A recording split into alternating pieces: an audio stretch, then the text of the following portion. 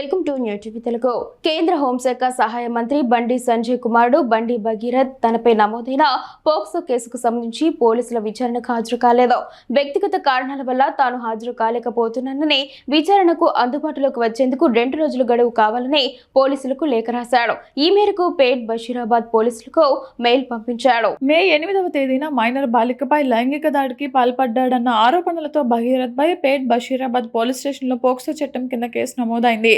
ఈ కేసులో భాగంగా 2 గంటలకు విచారణకు హాజరు కావాలని పోలీసులు నోటీసులు జారీ చేశారు. అయితే తక్కువ సమయంలో నోటీసులు అందాయని, తనపై వచ్చిన తప్పుడు ఆరోపణలకు వ్యతిరేకంగా ఆధారాలు, సమాచారం సేకరించేందుకు సమయం కావాలని భగీరథ్ పోలీసులకు రాసిన లేఖలో పేర్కొన్నారు. దర్యాప్తునకు పూర్తిగా సహకరిస్తానని ఆయన స్పష్టం చేశారు. విచారణకు హాజరయ్యేందుకు మరో తేదీని సూచించాలని కోరారు. మరోవైపు ఈ కేసులో పోలీసులు ఇప్పటికే కఠినమైన పోక్సో సెక్షన్ 5, 6ను ఎఫ్ఐఆర్లో చేర్చారు. ఈ సెక్షన్ల కింద నేరం రుజువైతే 20 ఏళ్లకు పైగా జైలు శిక్ష పడే అవకాశం ఉంది. ఈ కేసుపై ముఖ్యమంత్రి రేవంత్ రెడ్డి ఆదేశాలతో డీసీపీ రితిరాజ్ పర్యవేక్షణలో దర్యాప్తు వేగవంతమైంది. ఇదిలా ఉండగా భగీరథ్ ముందస్తు బెయిల్ కోసం తెలంగాణ హైకోర్టును ఆశ్రయించారు. ఈ పిటిషన్పై గురువారం విచారణ జరగనుంది. తప్పుడు కేసు పెట్టి 5 కోట్లు డిమాండ్ చేశారని బాధితురాలి కుటుంబంపై భగీరథ్ కరీంనగర్లో ఫిర్యాదు చేసిన విషయం తెలిసిందే.